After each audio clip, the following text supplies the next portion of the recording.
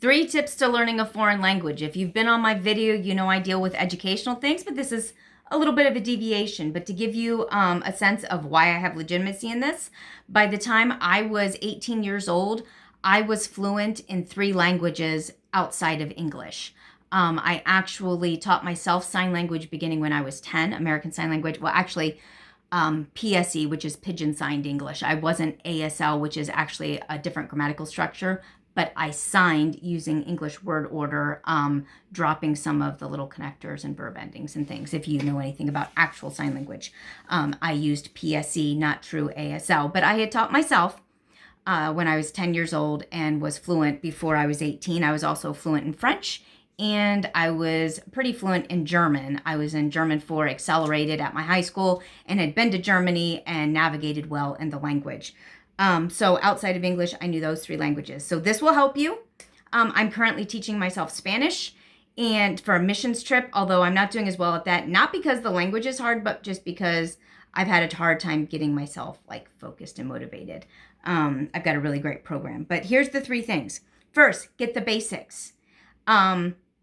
So learning some verbs, some verb conjugation, the pronouns, so the I, you, he, she, learning if there's formal and informal forms like there are in a lot of Romance languages and in German and a lot of other languages. And then write a journal. Use a paper dictionary. Do not use like Google Translate or some kind of translating software. Find the conjugation, force yourself to work within the language. Yes, you're going to do it wrong, but writing a journal entry each week, we did that in my German class actually, and it helped a great deal. When I was learning French, I would actually write letters about every week or two to my host family that I had stayed with. After my second year of French, I did an exchange trip for a month, and I went there, and then she came here, and we're still in contact. That was in 92, and we're still in contact with each other. And my oldest daughter actually stayed with my French sister when she was doing a study abroad in Scotland. She went and visited for like a weekend. And my French sister was actually in my wedding back in the 90s as well.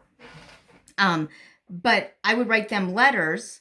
Then I wrote journal entries in German, hand wrote. Remember my hand brain connection? Go see the video on my channel if you haven't seen that and understand why that's so important. And fumble through the language. Even if you can just even if you can only write 1 or 2 sentences, just something every day. Today I blank. Tomorrow if you don't know future tense, you can't do that. If you have to do present tense to start out, that's fine. Write it in the present tense. If you can do simple future in Spanish and French, I know it's constructed that way. German, I can't remember offhand right now because my German is not that great anymore. But I will go. I am going to go. So I am going to go is a simple future construction that you can do. In French, it'd be like je vais aller au cinéma or something like that. So number 2, practice listening. This is so much easier now with social media. I used to buy a single CD and just listen to the songs over and over and over and over to get my ear. But practice listening. News is really great because they speak in a way that people are supposed to understand. And what you're doing is the little bitty words that you've learned, the small amount of vocabulary, you're listening to try to find those. So when you're listening to a news report, if you only know the French word for father, mother, sister, so père, mère, sœur, frère. If you know the verb aller, which is to go, and être, which is to be, you're listening to someone saying, c'est mon père, or je suis allé au cinéma, like I said earlier, or j'ai un frère et 2 sœurs. You're just listening to little things. Number 3, practice speaking. Read your journal out loud, even though you've written it wrong. You're practicing speaking. The way the letters, like I'm having a terrible time in Spanish with B's and V's, just because they're so different. In French, I had a hard time with the R, and my French sister actually drilled me on it till I got it. And then read lessons out loud. So if you can find a newspaper, if you can find any of this on the internet, things in Spanish, just read these sentences out loud. So those are the 3 tips that will really help you.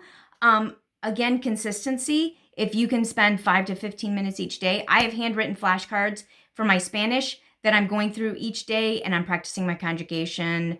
I also have some lessons that I paid to use. But doing that each day will help you, but it's critical that you practice saying it as well as listening to it, as well as writing it, which requires you to pull from different places in your brain. Those are my tips, and I will see you next time.